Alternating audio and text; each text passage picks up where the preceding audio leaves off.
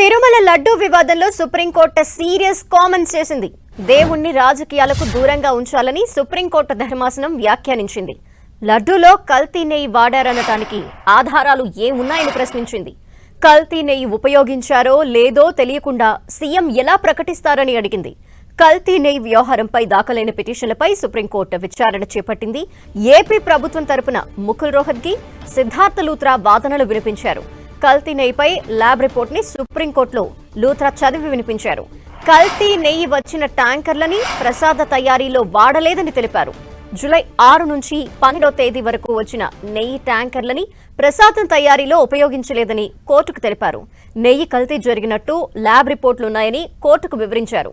కొన్నేళ్లుగా ప్రైవేటు వెండర్ల నుంచి నెయ్యి కొనుగోలు చేయడం ప్రారంభించారని, నాణ్యతపై ఫిర్యాదులు రావడంతో టెండర్దారుకు షోకాస్ నోటీస్ ఇచ్చామన్నారు.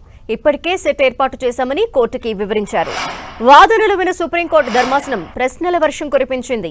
జూలై 6, 12 తేదీల్లో 4 ట్యాంకర్లలో నెయ్యి కల్తీ జరిగినట్టు టీటీడీ ఈవో చెప్పారని తెలిపింది. అంతకు ముందు లడ్డూ తయారీలో కల్తీ నెయ్యి ఉపయోగించారు అనటానికి ఆధారాలు ఏంటి అని ప్రశ్నించింది సుప్రీంకోర్టు. అంతకు ముందు లడ్డూల్ని ల్యాబ్కి పంపించి టెస్టులు చేశారా అని అడిగింది సుప్రీంకోర్టు. కల్తీ జరిగిందనటానికి ఆధారాలు లేకుండా సీఎం ఎలా ప్రకటన చేస్తారని, కోట్ల మంది మనోభావాలపై ప్రభావం చూపేలా సీఎం వ్యాఖ్యలున్నాయని వ్యాఖ్యానించింది. ప్రస్తుత పరిస్థితుల్లో సెట్ సరిగ్గా విచారణ చేయగలదా అని అనుమానం వ్యక్తం చేసింది ధర్మాసనం.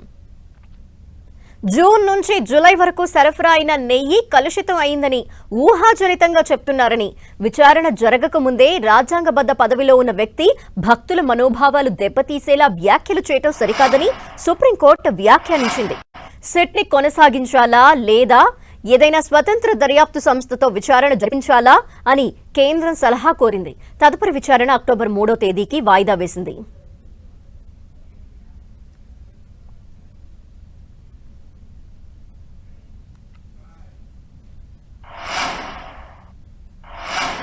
ప్రస్తుతం లడ్డూలో కల్తీ నెయ్యి అంశానికి సంబంధించి సుప్రీంకోర్టు కూడా విచారణ జరిపింది. కొన్ని ప్రశ్నలు కూడా సంధించింది. అయితే మొత్తం ఈ విషయానికి సంబంధించి విశ్లేషణ అందించేందుకు రాజకీయ విశ్లేషకులు పెంటపాటి పుల్లారావు గారు మనతో పాటు లైవ్ లో అందుబాటులో ఉన్నారు. ఆయనతో మాట్లాడదాం. నమస్తే అండి. నమస్కారం అండి. మీరు కూడా వినే ఉంటారు, లడ్డూ విషయంలో సుప్రీంకోర్టు ఏ వ్యాఖ్యలు చేసిందో, ఎటువంటి ప్రశ్నలు సంధించిందో. మరి దీని మీద మీ స్పందన ఏంటి? అలా ఆశ్చర్యం, చాలా సివియర్ గా మాట్లాడాం సుప్రీంకోర్టు. ఇది విశేషంగా ఉన్నది. పెద్ద లాయర్లు పెట్టుకున్నారు ఆంధ్రప్రదేశ్ ప్రభుత్వం, కానీ ఏం ఆగలేదు. చాలా సివియర్ గా క్రిటిసైజ్ చేశారు.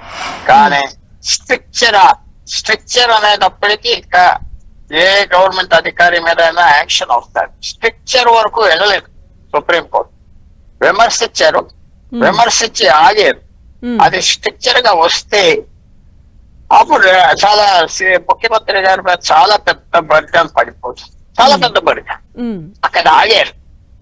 అందువల్ల చంద్రబాబు నాయుడు గారికి ఆ లైన్ దాటలేదు సుప్రీంకోర్టు.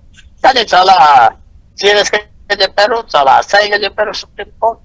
ఇవన్నీ బయటకు వచ్చినాయి. ఇంకా కన్ఫర్మ్ రిపోర్ట్ లేకుండా ఏదో చెప్పేశారని. సో ఎలా జవాబు చెప్తారు ఇవాళ రేపు ఆంధ్రప్రదేశ్ ప్రభుత్వం ప్రజలకి వాళ్ళకి మనం చూడాలి. ఎందుకంటే సుప్రీంకోర్టు అన్న మాటలు, మీరన్న మాటలు అందరూ అంటున్నారు. కన్ఫర్మేషన్ లేకుండా ఎలా చెప్పావు, వాడినప్పుడు ఎలా చెప్పి ఈ ప్రశ్నకి ఏం జవాబులు ఇస్తారో చూడాలి.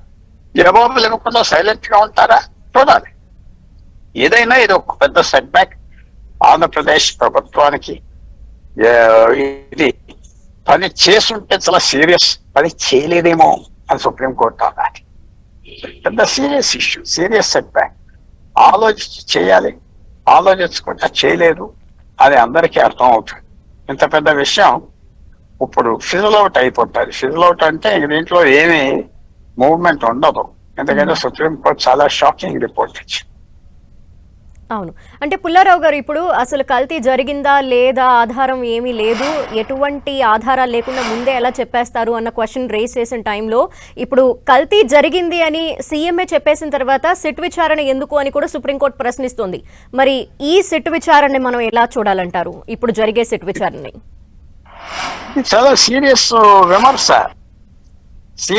విమర్శ, స్ట్రక్చర్ అయిపోతాయి. స్ట్రక్చర్ అయితే ఖండించడం, మీరు తప్పు చేశామని చెప్పుంటే ఆయన ఒక కాన్స్టిట్యూషనల్ పొజిషన్ ఉన్నది కాబట్టి ఆయన మీద చాలా పెద్ద బోయడం వస్తుంది.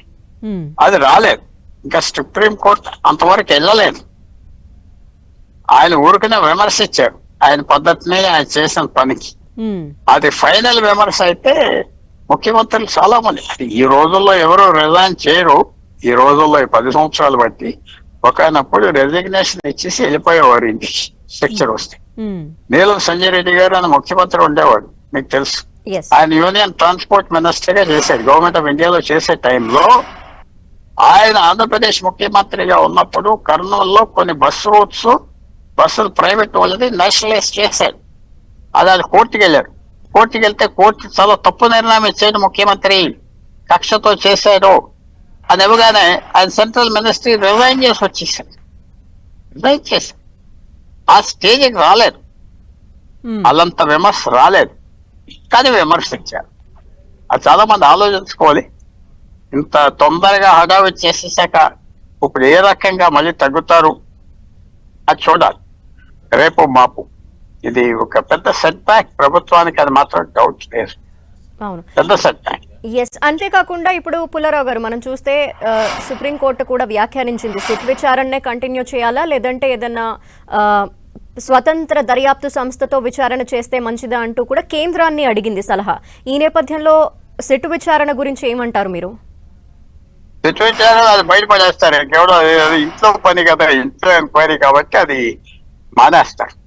సెంట్రల్ గవర్నమెంట్ సలహా అడిగారు కాబట్టి వాళ్ళు ఏదో సిబిఐయా లేకపోతే ఒక జడ్జా, ఎవరో రిటైర్డ్ జడ్జా సజెషన్ ఇస్తారు. ఈ సిట్ ఇంకా ముందరికి వెళ్ళదు, ఇంకా దానికి వాల్యూ ఉండదు. సుప్రీంకోర్టు కూడా దానికి ఏం వాల్యూ ఉంటుంది అన్నారు కాబట్టి అవన్నీ పనికి రావు, ఇంకా ఆగిపోవాలి అంతే. అంటే ఇది కోట్లాది మంది భక్తుల మనోభావాలకి సంబంధించిన విషయం. మరి ఇటువంటి అంశానికి సంబంధించి తొందరపడి లేదంటే ఒక అనాలోచితంగా ముందే వ్యాఖ్యానించారు అని అనుకోవాలా? అంటే ఇది కల్తీ జరిగింది అని ఏ ఆధారం లేకుండానే అది మనం అనుకోవాలా? నేను అనుకుంటున్నాను కాదు, సుప్రీంకోర్టు అలాగ అన్నది. మనం అనుకోవటం కాదు కదా, మన ఆలోచనలలో ఉండవచ్చు. ఎంత చేస్తున్నారు, ఎలా చేస్తున్నారు, నేను అనకాదు ఏమిటి. సుప్రీంకోర్టు అన్న మాట అది. మరి సుప్రీంకోర్టు అన్న మాటకి వీళ్ళే జవాబు చెప్పాలి. స్పష్టంగా సుప్రీంకోర్టు అదే అన్నది. ఇది ఇంతమంది దేవుళ్ళని వాళ్ళని ఇలా కాంట్రవర్సీ తీసుకురావద్దు, రావద్దు, చాలా అసహ్యంగా. రియాక్షన్ రాలేదు కదా, ఏమి రాలేదు కదా ఇప్పటి వరకు. ఎవరు బయటకు వచ్చి మాట్లాడలేదు కదా. సో అందువల్ల వాళ్ళు ఏ సాయంకాలానికో ఎప్పుడో ఒక జవాబు ఇస్తారు. ఏం చేస్తారు చూడాలి. ఆ స్పెషల్ ఇన్వెస్టిగేషన్ టీమ్ అన్ని డస్ట్బిన్ లో, రబిష్ బాక్స్ లో పడేస్తారు. ఇది ఒక కొత్త లెవెల్కి వస్తుంది. సెంట్రల్ గవర్నమెంట్ ఎవరిని అపాయింట్ చేస్తారు, సెంట్రల్ గవర్నమెంట్ అభిప్రాయం ఏంటి మనకు తెలుస్తారు. రేపు ఎల్లుండో నెక్స్ట్ హియరింగ్ లోపల సజెషన్ ఇస్తారు. సో ఏదైనా ఇది ఒక సెట్ బ్యాక్ గా మనం భావించవచ్చు ఆంధ్రప్రదేశ్ ప్రభుత్వానికి. ఇంకోటి ఏంటంటే ఈ తిరుపతి అనే ఇన్స్టిట్యూషన్ ఒక మంచి స్ఫూర్తినికి వచ్చింది ప్రజలకి. ఇదేదో ఈ పార్టీ వస్తే ఆలదైపోయాడు దేవుడు, ఇంకో పార్టీ వస్తే ఆలదైపోయాడు దేవుడు, అంతే కదా. ఏ పార్టీ వస్తే వాళ్ళే మేనేజ్ చేస్తారు కదా, టేక్ ఓవర్ చేస్తారు కదా, ఎవరో చైర్మన్ అపాయింట్ చేస్తారా. మీకు తెలుసో తెలీదు, ఒక 20 సంవత్సరాల క్రితం ఒక liquor distributor, famous McDowell liquor distributor 5 సంవత్సరాలు చైర్మన్ గా చేశాడు. ఆయన తగ్గిపోయాక ఒక పెద్ద కాంట్రాక్ట్ 5-10 సంవత్సరాలు చేశాడు. ఇలాంటి వాళ్ళని చక్కగా వాళ్ళ కాంట్రాక్ట్స్ చేసుకొని ఇవ్వకుండా దేవుడి కూడా మైండ్ చేసుకొని పెట్టింది అది పార్టీ. ఓ పార్టీ కాదు. పెడితే వీళ్ళకి భక్తి ఉన్నదా, భయం ఉన్నదా, ఏమన్నా డీసెన్సీ ఉన్నదా మన నాయకులకి? ఇవాళ సుప్రీంకోర్టు చెరామడా తిట్టింది. ఫ్యూచర్ అయినా ఈ గుడిని చెత్తగా చూడరు, ఈ డబ్బు దోసేసుకోరు, ఇష్టం వచ్చిన వాళ్ళని అపాయింట్ చేయరు, ఒక డీసెంట్ గా ఉంటారు, భయం వస్తుంది. ఇవాళ సుప్రీంకోర్టు జడ్జిమెంట్ తో నేను చాలా ఆనందపడను. థ్యాంక్ యూ అండి పెంటపాటి పుల్లారావు గారు, మీ విశ్లేషణ అందించినందుకు.